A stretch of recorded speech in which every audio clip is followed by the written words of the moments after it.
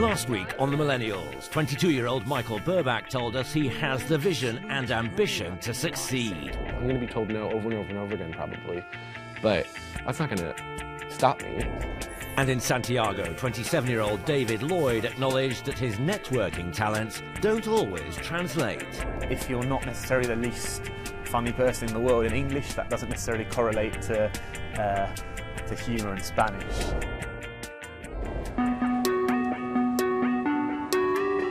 Language shouldn't be a problem today because David is back at home in London.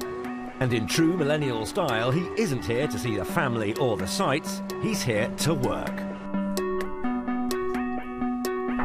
Today, he's interviewing candidates for 2 positions within sales and marketing, bringing his intern Latin America team to a total of 6. Jay, nice to meet you. It's too much for kind of one person, which is great for like 1 year, but after a while there's kind of a time where you realise that the only way to grow this is to hire really good people. What are you looking to get out of working in a startup? Meeting with his London business partner Lee Carlin at the offices of University College London, David knows exactly what he's looking for. The ideal person would have lived in maybe a Latin American country and London and have travelled to the countries in which we are. The ideal person would speak Spanish. We're surrounded by about 200 startups. He's also testing their enthusiasm for Latin America and looking for expert knowledge of the region. What do you know about the security situation in Colombia, and how would you reassure worried parents? My knowledge of Colombia isn't extensive by any means. I like to think of myself as being quite ambitious. When you say support your parental concerns, how much of a desire do you have to continue with your Spanish learning? After more than an hour of intensive questioning, Thank you. And I hope to hear from you soon. David moves on to the second candidate. So, you got here okay anyway? With the small talk out of the way, David wants to know whether this candidate can sell. After all, they'll need to promote their placements to companies and universities. Sell me this pen. It writes well, it's smooth.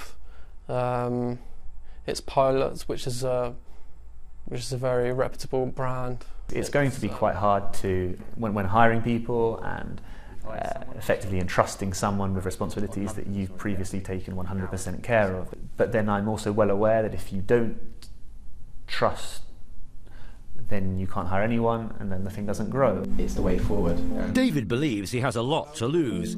Yet at 27 years of age, this millennial is showing that he also has what it takes to be a skilled leader. Rather than kind of worrying about letting go, I'm more concerned with just getting someone who is very good, and then my worry will be alleviated. I've got no interest in trying to prescribe solutions to everything. Their ideas could be far better than mine.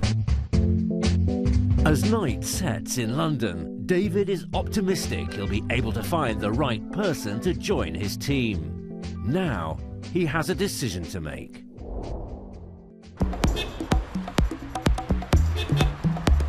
In New York, Michael Burbach is heading to an appointment that could change the course of his career. Here we're just in my boss's studio and we're setting up, getting ready to take my headshots. You know, I'm doing the Starlet show. Michael makes ends meet by working part-time for famed photographer Patrick McMullen, who helped Michael set up today's shoot. Because we're going to have a white background, so maybe we start with this one. With professionals at the helm, this aspiring actor knows he's in good hands. I'm not nervous, it's just like a lot of kind of stress thinking about it, but I'm excited for it. But thinking about how like this one image could like change so many things. As Michael knows all too well, headshots can make or break moments in an acting career. The difference between winning a dream part or facing the pain of rejection.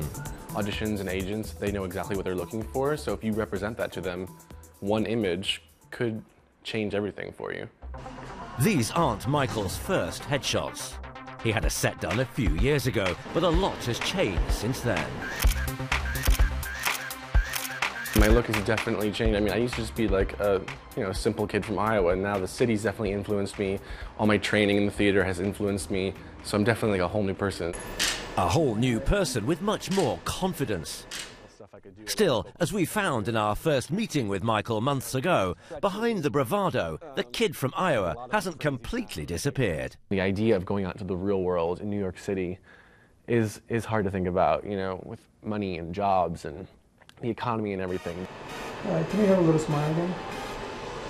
Fear of the future aside, Michael is the quintessential millennial, carefully plotting his next career move. I'm definitely going to get a website for myself and be on actors' websites, just because in this business, things don't fall into your lap. You know, if you want it, then you have to go and get it, and you have to keep knocking on doors until someone listens to you. Next week on The Millennials, Joe looks for smart and innovative ideas ahead of the Global Mobile Awards. And in Johannesburg, Millie hopes that a glamorous magazine launch will help her launch her own brand.